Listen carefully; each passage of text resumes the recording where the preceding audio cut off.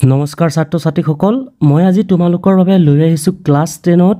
দুটা চলকত ৰৈখিক সমীকৰণ মানে লিনিয়াৰ ইকুৱেশ্যনৰ তোমালোকৰ আজি প্ৰতিস্থাপন পদ্ধতিৰ দ্বাৰা কেনেকৈ কুৱেশ্যনবোৰ আমি সমাধান কৰিব পাৰো তাৰ বাবে মই তোমালোকৰ বাবে এটা আভাস মানে এটা পদ্ধতি মই লৈ আহিছো সকলোৱে শেষলৈকে চাবা ভিডিওটো যদি ভাল লাগে ভিডিওটো প্লিজ লাইক কমেন্ট এণ্ড তোমালোকৰ যিমানবোৰ ফ্ৰেণ্ড আছে সকলোকে শ্বেয়াৰ কৰিবা আৰু চেনেলটোলৈ যদি নতুনকৈ আহিছা চেনেলটো সাবস্ক্ৰাইব কৰি দিবা এনেকুৱা ধৰণৰ ভিডিওবোৰ পাবৰ কাৰণে মই আজি যেটো মেথড দেখাব গৈ আছো তোমালোকে ভালদৰে মন কৰিলে হ'ল তোমালোকে যি কোনো ধৰণৰ কোৱেশ্যন সলভ কৰিব পাৰিবা ঠিক আছে এতিয়া আমি সমীকৰণ বুলি ক'লে কি বুজি পাওঁ এটা নৱম শ্ৰেণীত তোমালোকে মনত পেলোৱা আছে নৱম শ্ৰেণীত তোমালোকে পাইছা যে মই তলত দুটা সমীকৰণ দি দিছো তলত দুটা সমীকৰণ দিছো সমীকৰণটা চাবা যে 2x plus 3y is equal to 5 x minus 2y minus 3 is equal to 0 এনেকুৱা ধৰণৰ সমীকৰণবিলাক তোমালোকে আগতে দেখিছা চাগে মন কৰাচোন তোমালোকে এনেকুৱা ধৰণৰ সমীকৰণ দেখিছানে নাই কবা ঠিক আছে আৰু তোমালোকে আকৌ জানা যে a b c বাস্তৱ সংখ্যা আৰু a b উভয়ে শূন্য নহয় তেন্তে আমাৰ কি হ'ব ax plus by plus c is equal to 0 a r হি লিখিব পৰা সমীকৰণবোৰক x আৰু y চলকত দুটাত এটা ৰৈখিক সমীকৰণ বুলি কোৱা হয় ঠিক আছে তোমালোকে এনেকুৱা ধৰণৰ সাগে সমীকৰণ দেখিছা আগতে আৰু ইয়াৰ সহায়ত আমি কি কৰিম সমীকৰণটো চিনাক্তকৰণ কৰিম আৰু আজি আমি তোমালোকৰ মাজলৈ লৈ আহিছো যে প্ৰতিস্থাপন পদ্ধতিৰ দ্বাৰা কেনেকৈ কুৱেশ্যনবোৰ সহজে সলভ কৰিব পাৰি ঠিক আছে সকলোৱে শেষলৈকে চাবা আৰু মোক এটা কোৱাচোন যে প্ৰতিস্থাপন পদ্ধতি কি হয় তোমালোকে কোৱাচোন ক'ব পাৰিবানে আৰু যদি ক'ব পাৰা কমেন্টত জনাবা ঠিক আছে প্ৰতিস্থাপন পদ্ধতি মানে সাবস্টিটিউশন মেথড হৈছে তোমাৰ কোনো এটা ৰৈখিক সমীকৰণ মানে লিনিয়াৰ ইকুৱেশ্যন দুটা ভেৰিয়েবলৰ মাজৰ পৰা এটা ভেৰিয়েবলক আন এটা ভেৰিয়েবলৰ ৰূপত প্ৰকাশ কৰি এই মানটো দ্বিতীয় সমীকৰণত সাবস্টিটিউট কৰা মানে তোমাৰ প্ৰতিস্থাপন কৰাকে আমি কি কৰো প্ৰতিস্থাপন পদ্ধতি বুলি কওঁ ঠিক আছে আৰু ইয়াৰ ফলত কেৱল এটা ভেৰিয়েবল এটা নতুন সমীকৰণত পাবা ঠিক আছে যাক সহজে সমাধান কৰিব পৰা যায় মানে তুমি x বা y যিকোনো এটা পাবা আৰু তাৰ পিছত কি কৰিবা আকৌ পুনৰ আগৰ সমীকৰণত হেতু সাবস্টিটিউট কৰিলে আমি বা যদি x ৰ মানটো পাইছা তেনেহলে y ত সাবস্টিটিউট কৰিবা যদি y মানটো পাইছা তেনেহলে x ত সাবস্টিটিউট কৰিবা ঠিক আছে আমি স্টেপ বাই স্টেপ তোমালোকৰ মাজলৈ মই লৈ আহিছো বাৰু ঠিক আছে সকলোৱে শেষলৈকে চাবা আৰু প্ৰথমতে চাবা মই স্টেপ 1 টো দেখাই দিছো স্টেপ 1 আৰু স্টেপ 2 হিচাপে মই তোমালোকক পেনটো চেঞ্জ কৰি লৈছো প্ৰথমটো চাবা স্টেপ 1 প্ৰথম তোমাৰ চাই লবা যে প্ৰথম স্টেপটো চাবা যে এটা সমীকৰণ আমি প্ৰথমে কি কৰি ল'ব লাগিব বাছনি কৰি ল'ব লাগিব সমীকৰণটো আমি বাছনি কৰি ল'ব লাগিব ঠিক আছে মই সমীকৰণটো লিখি লৈছো ইয়াতে এই সমীকৰণটো পোৱাৰ পিছত সমীকৰণটো তোমালোকে চাবা যে সমীকৰণটো প্ৰথমে বাছনি কৰিবা ধৰা হক এতিয়া মই 1 নম্বৰ সমীকৰণ বুলি দি লৈছো তোমালোকৰ কাৰণে এটো 1 নম্বৰ সমীকৰণ আৰু এটো 2 নম্বৰ সমীকৰণ মই 1 নম্বৰ সমীকৰণটো এনেকেও লিখিব পাৰো নেকি যে x = 10 - y এনেকে লিখিব পাৰো নেকি এটো মই 3 নম্বৰ সমীকৰণ বুলিয়ে ধৰি ললো ঠিক আছে এতিয়া মই এটো এটা সমীকৰণ পালো ঠিক আছে এটো এটা সমীকৰণ পালো সেম মই আৰু এটা সমীকৰণ পাম ঠিক আছে সেই সমীকৰণটো হৈছে তোমাৰ ইয়াতে যেনিবাকে মই x ৰ মানটো পাইছো যে মই x ৰ মানটো বহাই দিম কোন বহাই দিম twice x ৰ মানটো মই 2 নম্বৰ সমীকৰণত বহালো তোমালোকে এনেকে লিখি ল'ব পাৰা যে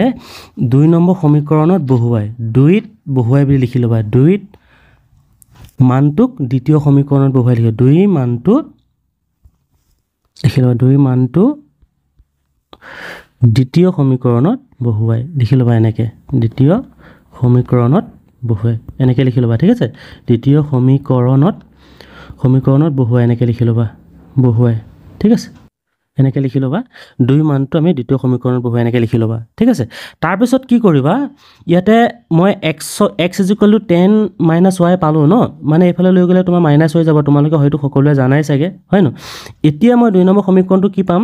2 এতিয়া x ৰ মানটো কিমান আছিল 10 - y হয় ন মই x ৰ মানটো বহাই দিলো ইয়াতে কি বহাই দিম 10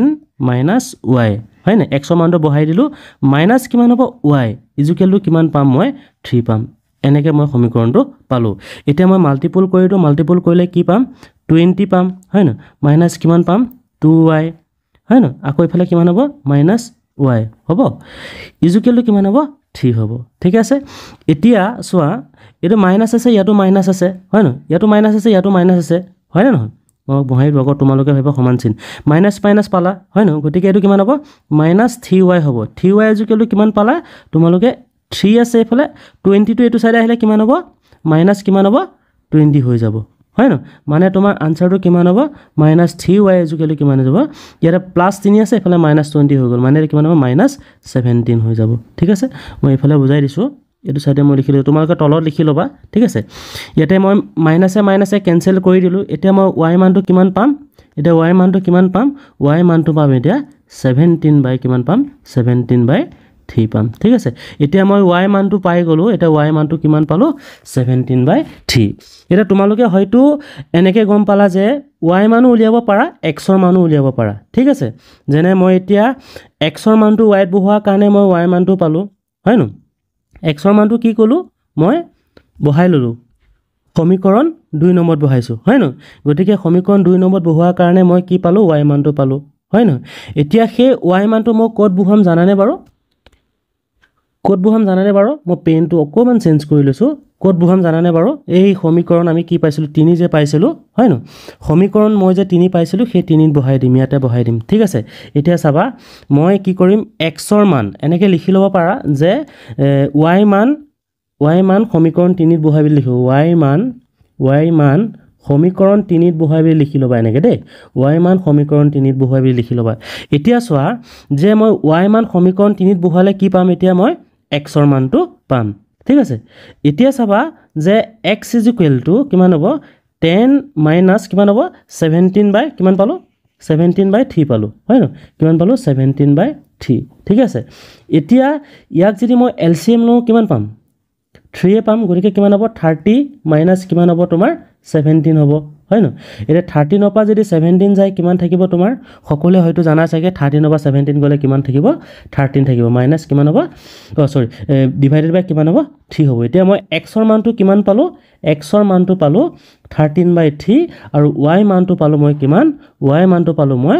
17/3 আৰু ইয়াকে আমি কি কওঁ প্ৰতিস্থাপন পদ্ধতি বুলি কওঁ এতিয়া হয়তো তোমালোকে সকলে বুজি পালা যে প্ৰতিস্থাপন পদ্ধতিটো কি হয় তোমালোকক আকৌ এবাৰ মই কৈ দিছো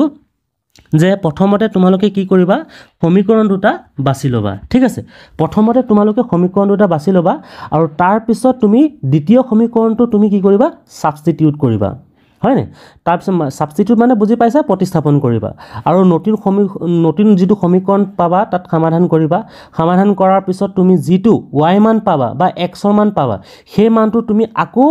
x ৰ জায়গাত বা y জায়গাত তুমি সাবস্টিটিউট কৰিবা ঠিক আছে তাৰ পিছত তুমি ইয়াৰ আনসাৰটো পাবা আনসাৰটো তুমি